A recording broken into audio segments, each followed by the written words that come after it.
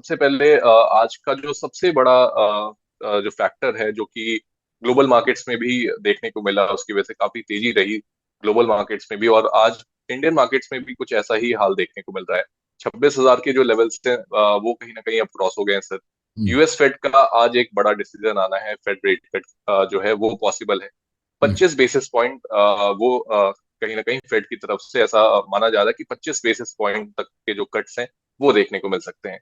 लेकिन एक बड़ा चैलेंज भी है सर इस बार, क्योंकि फेड की तरफ से बिल्कुल ही ब्लाइंड ये जो है एक्शन वो लिया जा रहा है, क्योंकि सितंबर का अगर हम जॉब डेटा देखें वहां पर गवर्नमेंट की तरफ से वो पेश नहीं किया गया, और साथ ही वो जो प्राइवेट डेटा है उस पर ही रिलाई कर रहे हैं। ऐसे में आज 25 बेसिस पॉइंट का अगर सर कट आता है, किस तरीके से देख रहे हैं ओवरऑल मार्केट का जो अभी सिनेरियो है इंडियन मार्केट्स का, कितना पॉजिटिव हो सकता है ये इंडियन मार्केट्स के लिए?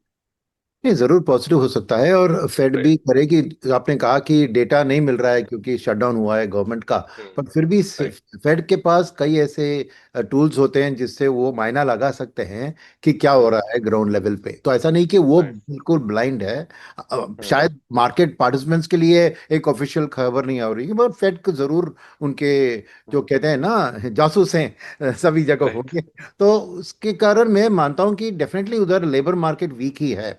उसके हम्म। बारे में डाउट नहीं है। अब यूएस शटडाउन के कारण बहुत से जो कॉन्ट्रैक्ट एम्प्लॉयज होते हैं गवर्नमेंट के, उनको हम्म। भी शायद ले ऑफ किया जा रहा है।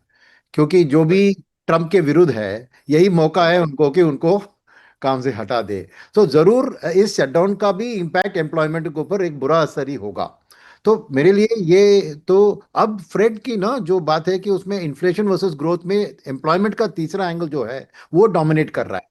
और उस चीज में देखें तो वाइल इन्फ्लेशन अभी भी स्टिकी है और डेटा आ रही है कि ज्यादातर जो टैरिफ का इम्पैक्ट भी अमेरिकन कंपनीज और अमेरिकन कंज्यूमर्स ही उठा रहे हैं। मगर फिर भी इन्फ्लेशन स्टिकी है, फिर भी उनको एम्प्लॉयमेंट एक बहुत बड़ी चीज है जिसके ऊपर उनको एक ईजिंग का स्टांस तो लेना ही होगा।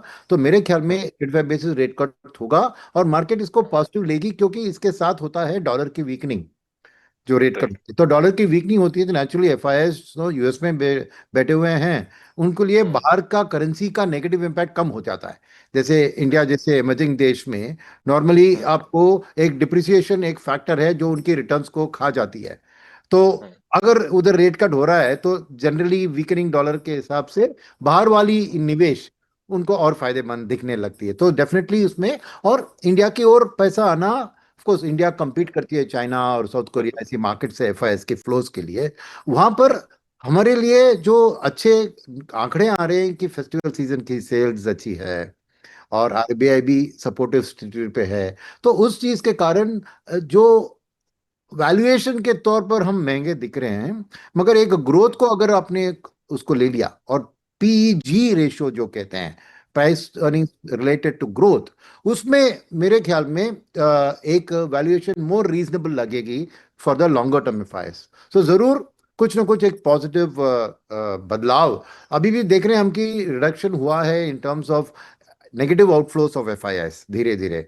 राइट। वक्त कुछ लगा क्योंकि जीएसटी के अनाउंसमेंट के बाद भी एफआईएस बेच रहे थे। वो धीरे हम्म। धीरे उनकी कॉन्फिडेंस अभी वापस आ रही है और सेलिंग कम हुआ है। और कल का जो आंकड़ा था वो शॉर्ट कवरिंग के कारण बिल्कुल। 10,000 करोड़ का दिखा, तो उससे हम कुछ we should not jump at that. But steadily मैं एफआईएस की आउटलुक बदलते हुए देख रहा हूँ। और एक खास चीज जो यहाँ पर होती है अंकित, वो है कि इस महीने राइट। से उनकी आउटलुक भी एक साल और पार कर जाती है। कि FY 2026 को हम्म। भूल जाओ, FY 2027 की बात। तो अगर आप नॉमिनल जीडीपी के हिसाब से 10-12% भी अर्निंग्स की ग्रोथ फैक्टर कर ले तो उतनी हिसाब से आपको और भी वैल्यूएशंस थोड़ी सस्ते लगने लगेंगे। और खास करके हम्म। मैं थोड़ा लंबा आंसर दे रहा हूं कि no, of course sir, please. Sector में जो रिफॉर्म्स हो रहे हैं ना, आरबीआई का right from rate cut to liquidity cut to CRR cut, वो सब शॉर्ट टर्म मेजर्स है। मगर लॉन्गर टर्म में जो स्थिति हो रहा है कि उन्होंने अपने लेंडिंग लिमिट्स को बढ़ा दिए अगेंस्ट शेयर्स अगेंस्ट आईपीओस। उन्होंने बहुत सारे प्रोजेक्ट फाइनेंस लेंडिंग के लिए भी बहुत राहत दिया है। और उन्होंने एनबीएफसीज को भी बाहर फॉरेन करेंसी का बोरोइंग की एक अप्रूवल्स दे दी है। हम्म। और फिर गवर्नमेंट भी खबर आ रही है कि पीएसयूज के बड़े बड़े मर्जर करके और भी उनको बड़ा करके ताकि बिल्कुल। वो इंटरनेशनल मार्केट को एक्सेस करे। और foreign equity into right. Indian banks को भी आरबीआई अलाउ कर रही है, तो हम्म। बहुत सारे बैंक्स हैं जहां पर इन्होंने ले लिया। और पीएसयू बैंक्स के लिए भी हम्म। इस लिमिट को अप टू 49% बढ़ा जा सकता है, ये खबर भी आ रही है। राइट, बढ़ा दिया। लेकिन मैं एफआईएस बिल्कुल। दिलचस्पी मेरा दो। अगला सवाल सुनील सर, बिल्कुल आपने पूरा एक जो मेरे सवाल थे, अगला जो मेरा सवाल था उसका भी आंसर आपने इसमें ही कंक्लूड कर दिया। बट सर, मैं इस पे थोड़ा सा पीएसयू बैंक्स पर ही आपसे समझना चाहूंगा, क्योंकि ब्रॉडर मार्केट में जिस तरीके से जो एक्शन देखने को मिल रहा है उसकी वजह भी साफ सामने देखने को मिल रही है। और पीएसयू बैंक्स को लेकर के भी आज कुछ ऐसा ही हाल है, काफी पॉजिटिव है। और न्यूज फ्लो भी जो आ रहे हैं वो यही है कि गवर्नमेंट जो है अब वो एफडीआई लिमिट को बढ़ाने वाली है, 20% से 49% तक कर सकती है। अब प्राइवेट बैंकिंग की बात करें सर, वहां पे तो ऑलरेडी 74% तक के एफडीआई लिमिट्स हैं। और अब जिस तरीके से कुछ एक्विजिशन हुए लास्ट, अगर हम क्वार्टर्स की बात करें, वहां पर आरबीएल बैंक में अच्छी खासी बाइंग हुई इंटरनेशनल प्लेयर्स की तरफ से। कहीं ना कहीं सर, गवर्नमेंट अब पीएसयू बैंक्स पर भी फोकस कर रही कि वहां पर भी जो है फॉरेन इंस्टीट्यूशनल जो इन्वेस्टर्स हैं उनकी तरफ से थोड़ा निवेश आए, और जो गवर्नमेंट के जो बैंक्स हैं उनको भी पुश मिले। ऐसे में सर, ओवरऑल अगर हम स्टेट ओन्ड बैंक्स की बात करें, वहां पर क्या आपको अच्छी अपॉर्चुनिटी नजर आती है? क्या किस तरीके की ग्रोथ वहां पर देखने को मिल सकती है अगर ये एफडीआई लिमिट को बढ़ाया जाता है 49% तक? तो बहुत बड़ी चीज है, क्योंकि एक चीज है कि इसके साथ भी मर्जर्स भी करेंगे ना।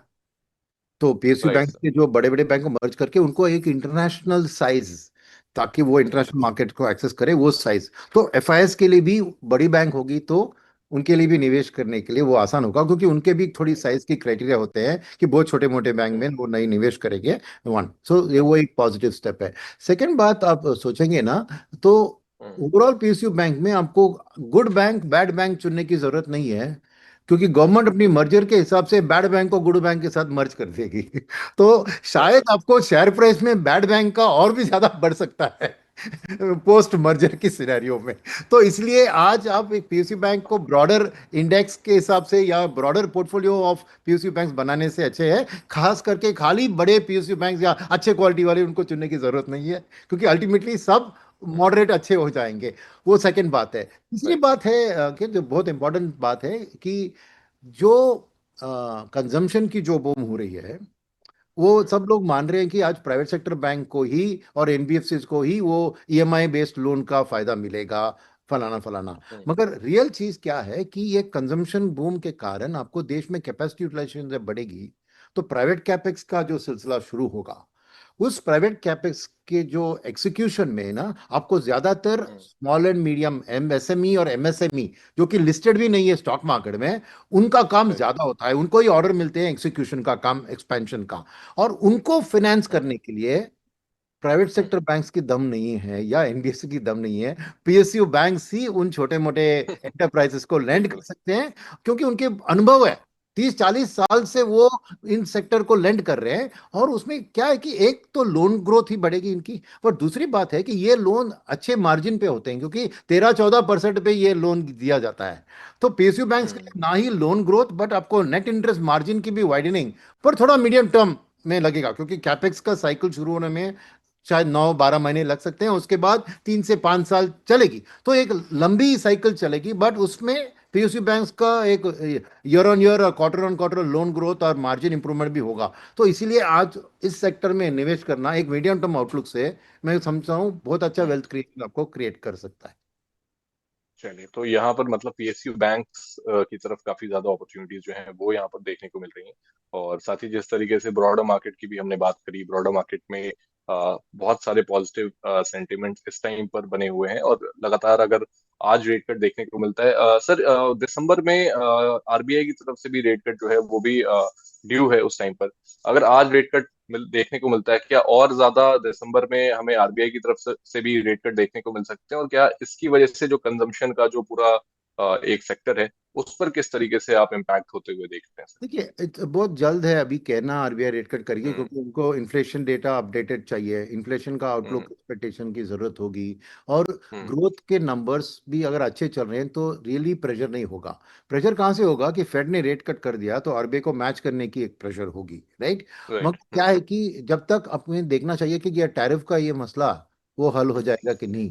क्योंकि जब हम्म, तक टैरिफ सॉल्व नहीं होती, हमें एक करेंसी को डिप्रिशिएट करना जरूरी होता है to compensate for the tariff. इसलिए इस साल में देखें तो 5% रुपी वीकन हुआ है। तो ये आरबीआई ने एक तरह से अलाउ किया है, क्योंकि आरबीआई के पास तो इनफ रिजर्व्स है कि वो इसको प्रिवेंट कर सकती थी, क्योंकि एफआईएस की आउटफ्लोज के कारण और ये चीज के कारण वीकन हो रहा था। मगर आरबीआई ने नहीं खरीदा डॉलर को हम्म, और अलाउ कर दिया इस डिप्रिसिएशन को। तो खास करके ये टैरिफ का इम्पैक्ट को थोड़ी हल करने वाली बात है। तो अगर हम्म, अगले रेट कट के जो टाइम है, पॉलिसी का टाइम, जब तक ये टैरिफ का सिचुएशन सॉल्व नहीं होता है, तो हम्म, आरबीआई को भी वो रुपी को थोड़ा और भी वीकन होने की शायद एक जरूरत पड़ती। तो इसलिए आज हम्म, अभी टाइम है।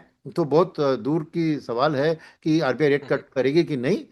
वेट एंड वॉच करेंगे अब के लिए, वो इमीडिएटली आपको डिस्काउंट नहीं करना चाहिए। लेकिन सर यूएस इंडिया आरबीआई में सर उसको, आप। नहीं जी नहीं, जी आरबीआई जी। उसको ट्रांसमिशन के ऊपर ज्यादा ध्यान देगी, कि जो बिल्कुल। ऑलरेडी रेट कट हो चुका है उसका पूरा ट्रांसमिशन हो, ताकि इकोनॉमी में उसका हम्म, बेनिफिट मिले। जरूर उस पे उस हिसाब से कुछ कदम ले सकती है आरबीआई।